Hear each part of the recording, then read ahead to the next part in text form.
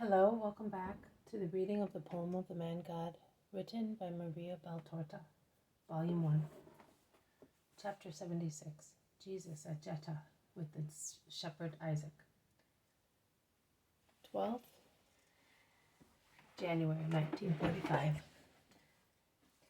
A fresh valley resounding with the water of a silvery little torrent flowing foamy southwards along the rocks. The gay freshness of the water spreads out on the little pastures on the banks, but its moisture seems to climb up the very green slopes of the hills. It is a beautiful, varied emerald green, which from the soil through the bushes and shrubs of the brushwood reaches up to the top of the tall trees of the wood. Many of them are walnut trees. The wood is spotted with many green open spaces, covered with thick grass, which are good healthy pastures for herds. Jesus is going down towards the torrent with his disciples and the 3 shepherds. He stops patiently to wait for a sheep which has been left behind, or when one of the shepherds has to run after a lamb which has gone astray. He is the good shepherd now. He has provided himself with a long branch to push aside blackberry, hawthorn, and clematis branches, which stick out in all directions and catch garments. And the stick completes his pastoral figure. See, Juttah is up there.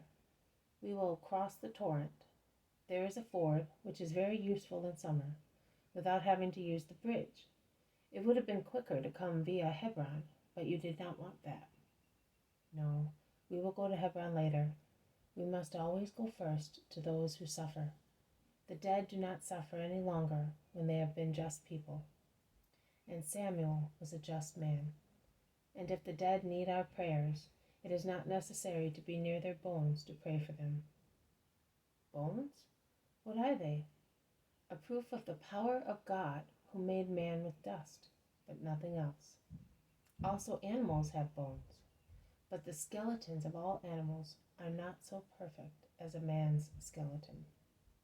Only man, the king of creation, has an upright position, as a king over his subjects, and his face looks forward and upwards without having to twist his neck.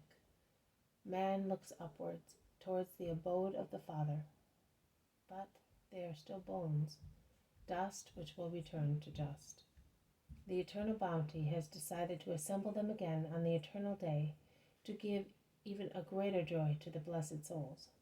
Just imagine, not the souls only will be reunited and will love one another as and even more than they did on the earth, but they will rejoice also seeing one another with the same features they had on the earth. Dear curly-haired children like yours, Elias, fathers and mothers with loving hearts and faces like yours, Levi and Joseph. Nay, in your case, Joseph, it will be the day when at last you will see the faces for which you feel nostalgia. There are no more orphans, no widows among the just up there. Prayers for the dead can be said anywhere. It is the prayer of a soul for the soul of a relative to the perfect Spirit, who is God, who is everywhere. Oh, holy freedom of what is spiritual. There are no distances, no exile, no prisons, no tombs. There is nothing that can divide or restrict in painful impotence what is outside and above the chains of the flesh. You will go with your better part towards your beloved ones, and they will come to you with their better part, and the whole effusion of loving souls will rotate round the eternal fulcrum, round God, the most perfect Spirit, the creator of everything that was, is, and will be. Love that loves you and teaches you how to love. But here we are at the ford. I can see a row of stones emerging from the shallow water. Yes, master, it is that one there. At the time of floods, it is a roaring waterfall.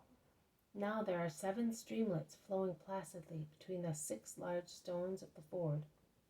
In fact, 6 large stones, cut quite squarely, are laid across the torrent, at about a foot up from each other and the water, which before them is like a large sparkling ribbon, is divided into 7 minor ones, rushing happily to join together again beyond the ford, forming one only fresh stream, which flows babbling among the stones. The shepherds watch the sheep crossing. Some walk on the stones, some prefer crossing in the stream, only a foot deep, and they drink the pure gurgling water. Jesus crosses on the stones, followed by his disciples. They resume walking on the other bank.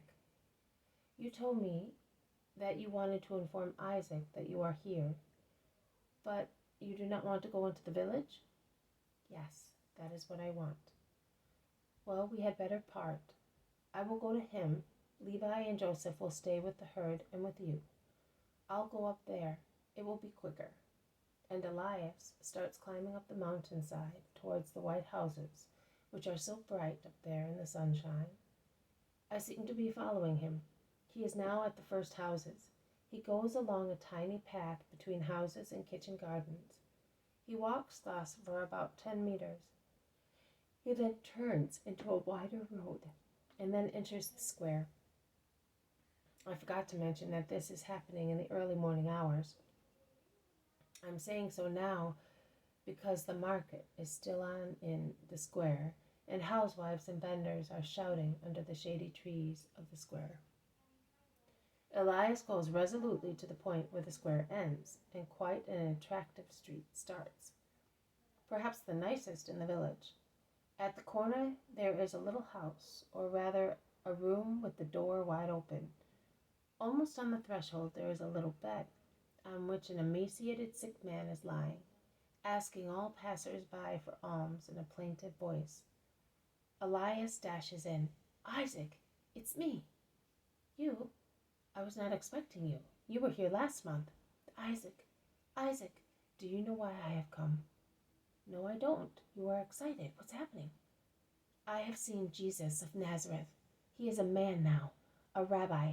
He came looking for me, and he wants to see us. Oh, Isaac, are you not well? Isaac, in fact, has fallen back as if he were dying. But he comes round.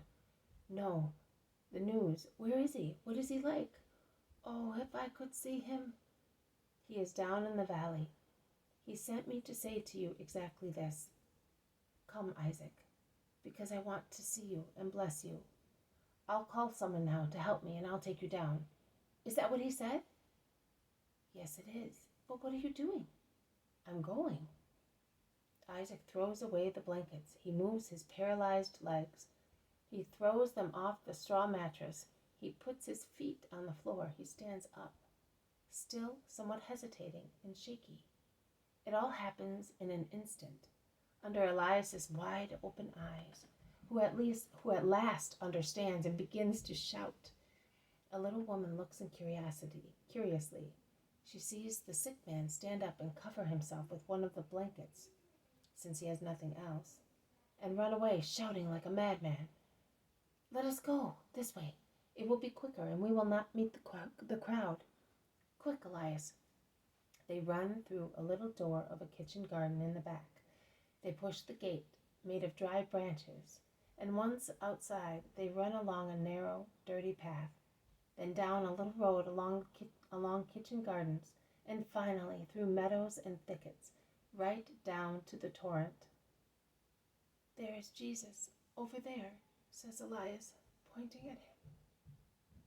The tall, handsome one with fair hair, with a white tunic and red mantle. Isaac runs. He cuts through the grazing sheep, and with a cry of triumph, joy, and adoration, he prostrates himself at Jesus' feet. Stand up, Isaac. I have come to bring you peace and blessings. Stand up, that I may see your face. But Isaac cannot stand up. Too much excitement at the one time, and he remains prostrated, with his face on the ground, crying happily. You came at once. You did not worry whether you could. You told me to come, and I came. He did not even close the door or pick up the alms, Master. It does not matter. The angels will watch his house. Are you happy, Isaac? Oh, my lord. Call me master. Yes, my lord, my master. Even if you had not cured me, I would have been happy to see you. How could I find so much grace with you? Because of your faith and patience, Isaac. I know how much you suffered. Nothing, it does not matter. I have found you. You are alive. You are here. That's what matters. The rest, all the rest is over. But my lord and my master, you are not going away anymore, is that right? Isaac, I have the whole of Israel to evangelize. I am going. But if I cannot stay, you can't always serve and follow me. Do you want to be my disciple, Isaac? Oh, but I'm not capable. Can you avow who I am? Avow it against jeers and threats, and tell people that I called you and you came? Even if you did not want, I would avow all that. I would disobey you in that, Master. Forgive me for saying so. Jesus smiles. You can see then that you are capable of becoming a disciple. Oh, if that's all one has to do. I thought it was more difficult, that we had to go to school with the rabbis to learn how to serve you, the rabbi of rabbis, and to go to school at my age. The man, in fact, must be at least 50 years old. You have done your schooling already, Isaac. Me? No. Yes, you have.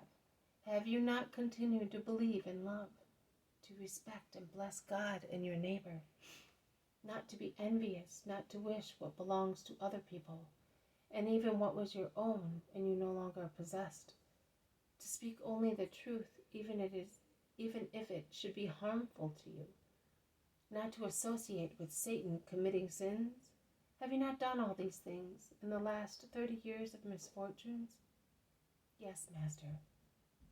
So you see, you have done your schooling. Go on doing so and reveal, in addition to the world, that I am in the world. There is nothing else to be done. I have already preached to you, Lord Jesus. I preached you to the children who used to come when I arrived lame in this village, begging for bread and doing some work, such as shearing and dairy work. And the children used to come round my bed when I got worse and I was paralyzed from my waist downwards. I spoke of you to the children of many years ago, and to the children of present times, who are the sons of the previous ones. Children are good, and they always believe. I told them of your birth, of the angels, of the star and the wise men, and of your mother. Oh, tell me, is she alive? She is alive, and she sends you her regards. She always spoke of you all. Oh, if I could see her. You will see her. You will come to my house one day. Mary will greet you, saying, my friend. Mary, yes, when you utter that name, it is like filling your mouth with honey. There is a woman in Juttah, and she is a woman now. She had her 4th child not long ago, but once she was a little girl, one of my little friends, and she called her children Mary and Joseph, the first 2, and as she dared not call the 3rd one Jesus, she called him Emmanuel, as a good omen for herself, her home, and Israel. And she is now thinking of the name to be given to her 4th child, born 6 days ago. Oh, when she hears that I am cured and that you are here, Sarah is as good as homemade bread, and her husband, Joachim, is also so good. And their relatives, I owe them my life. They have always helped and sheltered me. Let us go and ask them for hospitality during the hottest hours of the day, and to bless them for their charity. This way, Master. It is easier for the sheep, and we will avoid the people who are most certainly excited. The old woman who saw me getting up will have certainly told them. They follow the torrent, then further south they depart from it, to take to a steep path, following a prominence of the mountain shaped like the prow of a ship. Now the torrent flows in the opposite direction, to that of those who are climbing. The water runs along a beautiful uneven valley, formed by the intersection of two ranges of mountains. I recognize the place. It is unmistakable. It is the scene of the vision of Jesus and the children, which I saw last spring. The usual little dry stone wall marks the boundaries of the estate, which declines towards the valley. I see the meadow with apple trees, fig trees, walnut trees, then the white house surrounded by green lawns, with the protruding wing which protects the staircase and forms a porch and loggia. And there is the little dome on the highest part, the kitchen garden with the well, the pergola, and the flower beds. One can hear a lot of shouting from the house. Isaac walks in front of them all. He goes in. He calls at the top of his voice, "Mary, Joseph, Emmanuel, where are you? Come to Jesus." 3 little ones run, a girl about 5 years old, and 2 little boys about 4 and 2 years of age, the latter still somewhat uncertain when walking. They are dumbfounded when they see the revived man. Then the little girl shouts, "Isaac! Mummy, Isaac is here. Judith was right." A woman comes out of a room where there is a lot of noisy shouting.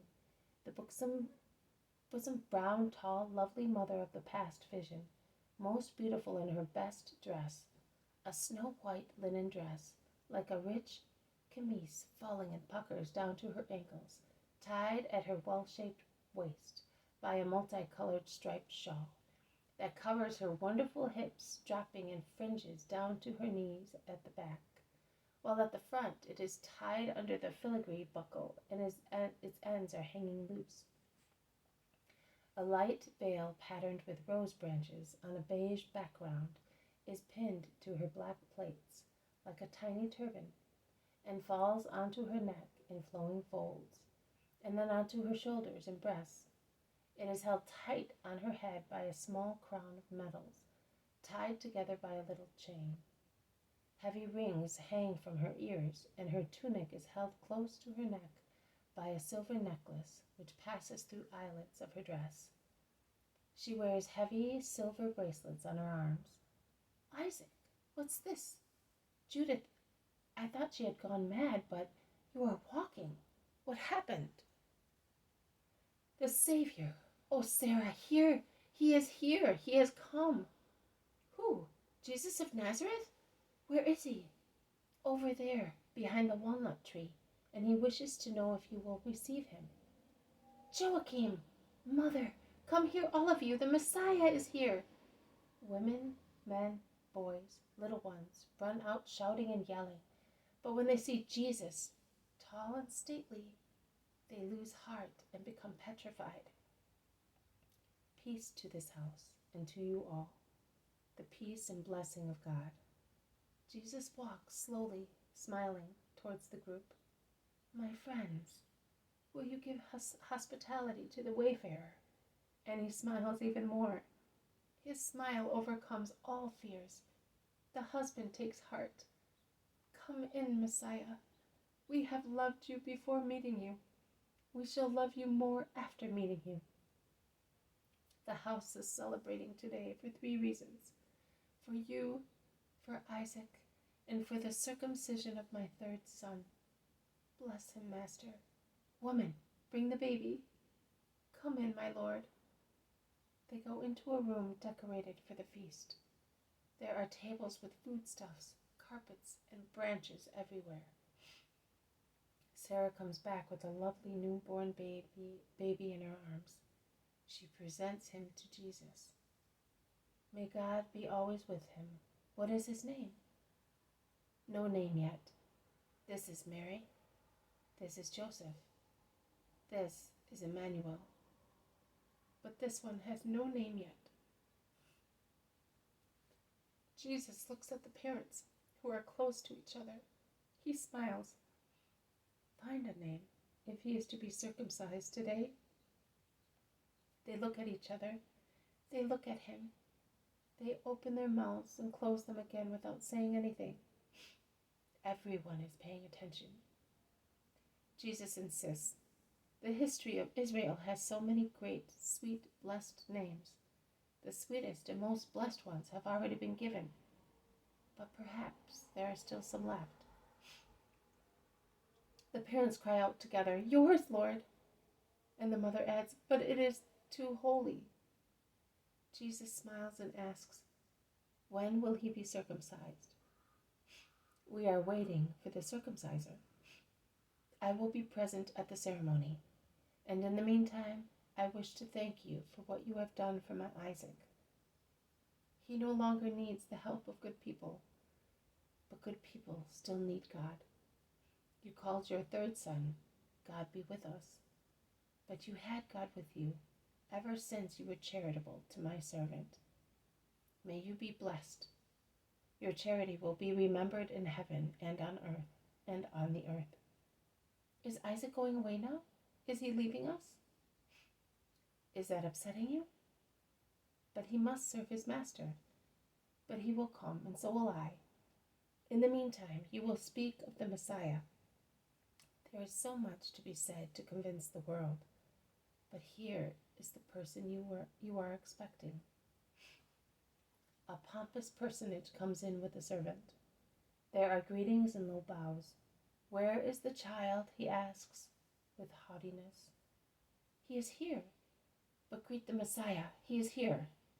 "The Messiah? The one who cured Isaac? I heard about it, but we will talk about it after. I am in a great hurry. The child and his name."